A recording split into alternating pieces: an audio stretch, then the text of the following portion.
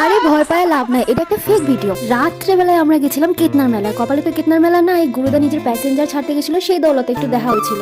আমি তো গেছিলাম বাজারে ফল আর মিষ্টি কিনতে, কারণ পরের দিন আমি যেতাম পুজো দিতে। এই রাস্তাটার সাথে আমার অনেক স্মৃতি জড়ানো রয়েছে, যারা আমার সাথে পড়ছে তারা একমাত্র অনুভব করে পাবো। ধান খেতে সাইকেল থেকে পড়ে যাওয়া নিয়ে লোকের ক্ষেতের ফসল চুরি করা, আর বর্ষাকালে তো আলাদাভাবে স্লিপ কার্ডে পড়া, সব ধরনের এনজয় আমরা করছিলাম। আজকে ছিল অগ্রহায়ণ মাসের 2 তারিখ, মানে আমার জন্মদিন। আর আমার জন্মদিনটা হচ্ছে ইংরাজির 19-20 তারিখ করে আসে, কারণ 19 তারিখে পরে বাংলার মানে অগ্রহায়ণ মাসের 2 তারিখ, আর 20 তারিখ আমার কাগজে কলমের জন্মদিন।